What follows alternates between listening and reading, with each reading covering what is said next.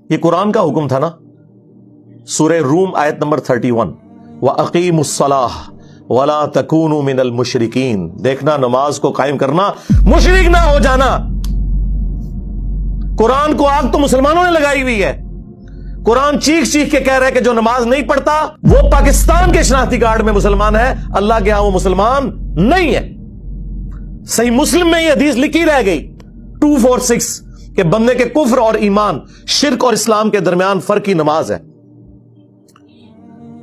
یہ حدیث مسلم میں ہی لکھی رہ گئی کہ ابن مسعود رضی اللہ تعالیٰ عنہ کہتے ہیں کہ جماعت کے ساتھ نماز پڑھنا یہ سنت خدا ہے، یہ تمہارے نبی کی وہ سنت ہے جو اللہ نے انہیں عطا کی، اگر اسے چھوڑ دو گے تو برباد ہو جاؤ گے۔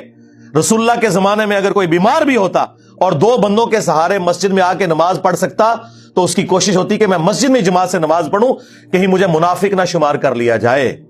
جماعت چھوڑنے پر رسول اللہ کے زمانے میں سمجھا جاتا تھا صلی اللہ علیہ وآلہ وسلم کے بندہ منافق ہے۔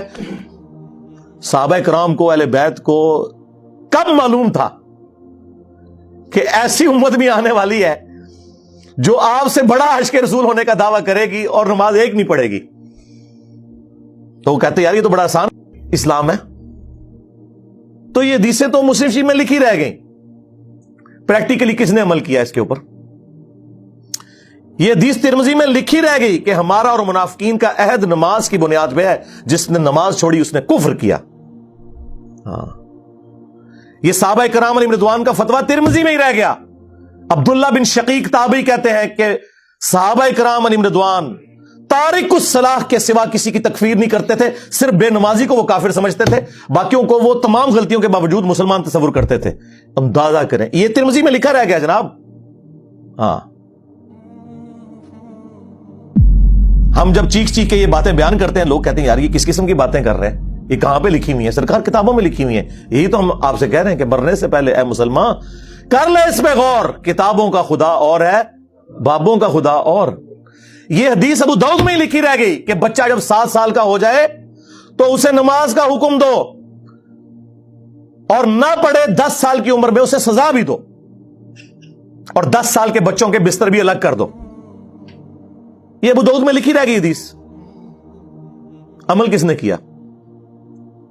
یہ حدیث ابن ماجہ میں لکھی رہ گئی کہ نبی علیہ السلام نے فرمایا اے معاذ، اللہ کے ساتھ شرک نہ کرنا، خواہ تمہارے ٹکڑے ٹکڑے کر دیے جائیں، تمہیں قتل کر دیا جائے، سولی دے دیا جائے، یا آگ میں زندہ جلا دیا جائے، شرک نہ کرنا۔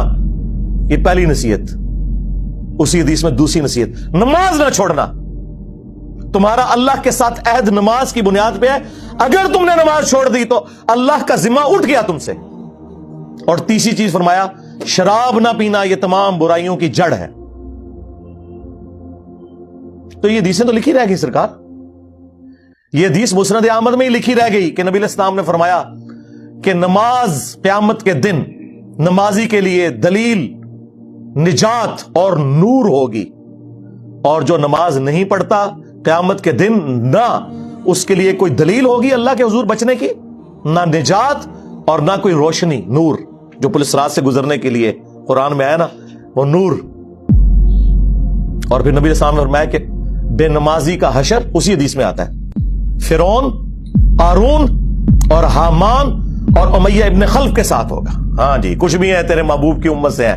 محبوب تو پہلے ہی بتا گئے ہیں کہ بے نمازی تیرا حشر تو فرعون کے ساتھ ہونا ہے، تیرا حشر قارون کے ساتھ ہونا ہے، امیہ ابن خلف کے ساتھ ہونا ہے۔ شرک is the most sensitive issue in the sight of Allah. اور شرک اور نماز یہ 2 سینسٹیو ٹاپکس ہیں۔ قرآن کی توہین وہی لوگ کر رہے ہیں اصل میں جو قرآن پڑھنے سے روک رہے ہیں، جس کی وجہ سے شرک پھیل رہا ہے، اور نماز سے کوسوں دور ہے، کیونکہ انہوں نے قرآن تو پڑھا نہیں، انہیں پتا کیسے چلے کہ قرآن کا مسلمان اور ہے اور پاکستان کا مسلمان اور۔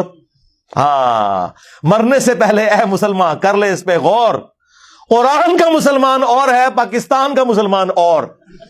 قرآن کا تو مسلمان یہ ہے وَأَقِيمُوا الصَّلَاةَ وَلَا تَكُونُوا مِنَ الْمُشْرِكِينَ، سورہ روم آیت نمبر 31۔ دیکھنا نماز کو قائم کرنا، مشرک نہ ہو جانا۔ اور صحیح مسلم کی حدیث کے بندے کے کفر اور ایمان، شرک اور اسلام کے درمیان فرق نماز ہے۔